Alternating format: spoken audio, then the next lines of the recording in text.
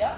Oui, ça va. Voilà, cher monsieur le président, est-ce que vous pouvez revenir donc, sur l'objectif de cette rencontre, de cette conférence internationale des barreaux? Oui, alors, moi je m'appelle Papa Laïti Ndiaye. Je suis un ancien bâtonnier du Sénégal. Je suis secrétaire général adjoint de la CIB. La CIB, c'est la Conférence internationale des barreaux de tradition juridique commune. Une organisation qui rassemble tous les barreaux francophones qui existent depuis 40 ans, depuis 1981, et dont M. Jean-François Enrod est actuellement président en exercice. Jean-François Enrod est avocat au barreau de Liège et de Bruxelles, donc en Belgique. Et aujourd'hui, pour encore quelques mois, c'est lui qui est président en exercice de la CIB. Alors, ce qui se passe, c'est que cette organisation dont nous sommes membres et le barreau du Sénégal ont décidé ensemble, n'est-ce pas, de tenir un colloque pour étudier des problèmes on va dire, d'intérêt commun. Et c'est comme cela que nous avons créé ce colloque, n'est-ce pas?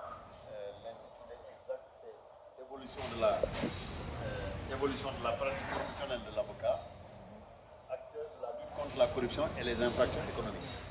Alors, en fait, il s'agissait pour nous, en 48 heures, de faire la revue, n'est-ce pas, par exemple, en ce qui concerne l'espace dans lequel nous sommes, le Sénégal et l'UEMOA, par exemple, la législation sur la lutte contre la corruption, la lutte contre le blanchiment des capitaux, contre le financement du terrorisme, contre la prolifération des armes de destruction massive, mais dans le segment qui concerne, n'est-ce pas, notre profession.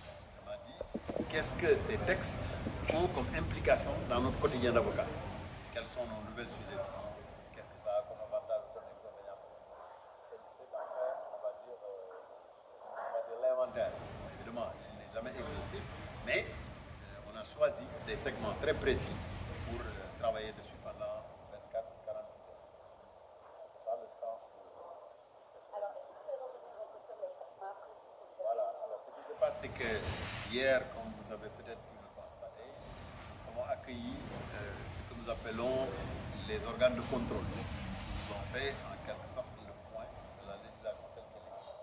Nous avons entendu, n'est-ce pas, des exposés du représentant du GIABA, nous avons entendu le représentant de la CENTIF, de l'OFNAC, et nous avons enfin entendu le directeur adjoint des affaires civiles et du SCO, qui est, on va dire, le pendant, on va dire, le point focal de l'ordre des avocats au niveau du ministère de la Justice, chargé justement de ce contrôle qui a été institué par ces textes.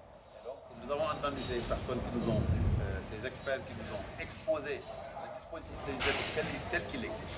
Et ensuite, nous sommes entrés maintenant de plus près. On a entendu on va dire, des personnes qui exercent dans nos barreaux et donc qui nous ont exposé ce que ça pouvait avoir comme incidence chez nous et quelles sont peut-être les nouvelles attitudes que nous devons avoir. Je vais laisser la parole au président sur des sujets très précis. Comme vous avez pu le remarquer aujourd'hui, lui, en binôme avec mon frère Léon Patrissard, a exposé, on va dire, le rôle de l'avocat en ce qui concerne la collecte et le traitement des données personnelles par rapport justement à cette lutte contre le blanchiment des capitaux dans lesquels aujourd'hui notre rôle devient de plus en plus prégnant. Voilà.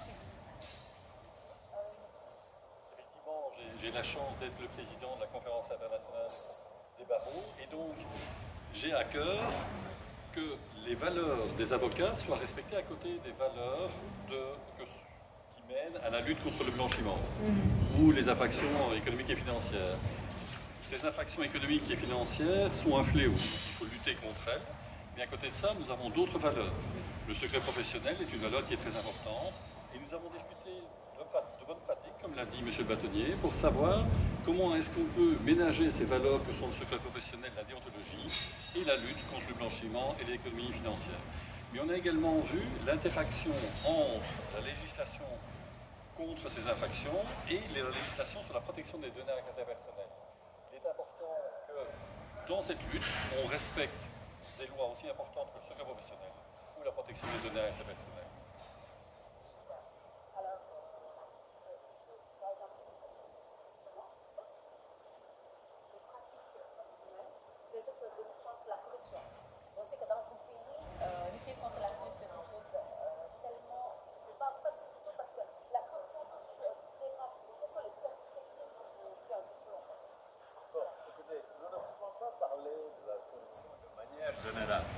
dit que c'est un sujet inépuisable.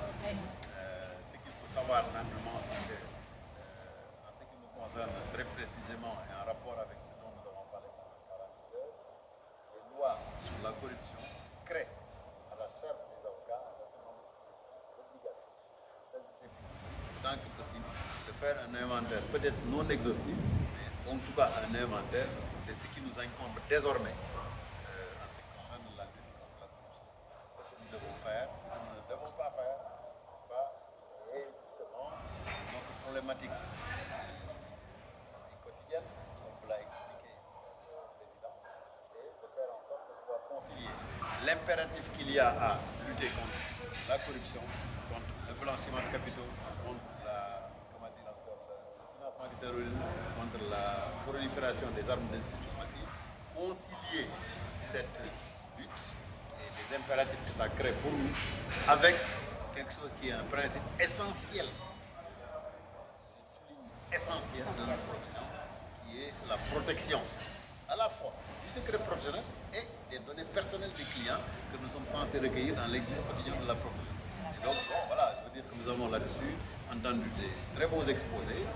En particulier, aujourd'hui, vous avez eu un brillant exposé du président Roth, parce que ça fait partie de ses spécialités, qui a travaillé en binôme avec Léon Batissat. Bon, ce que nous avons entendu en ce qui concerne la collecte et le traitement des données personnelles, je pense que ça peut être un super bon viatique pour la France jeune de notre profession qui était là, et même des moins jeunes.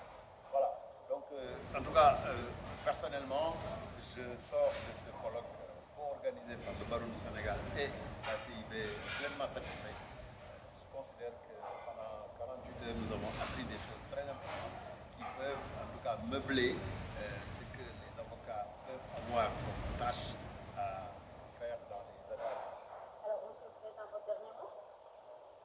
Enchanté qu'on ait rempli notre objectif qui est la coopération entre les barreaux et que j'ai eu des échanges fructueux avec mes confrères du Sénégal. Mais ce qu'il faut que vraiment vos spectateurs comprennent, c'est que ce n'est pas nous que nous voulons protéger, c'est eux qu'on veut protéger. Et c'est le secret professionnel au bénéfice de nos clients et pas de nous. Ce n'est pas la protection des données des avocats, mais celle de nos clients. Et c'est ça qui est important. Voilà, merci beaucoup. Merci. Allez, ça fait un plaisir.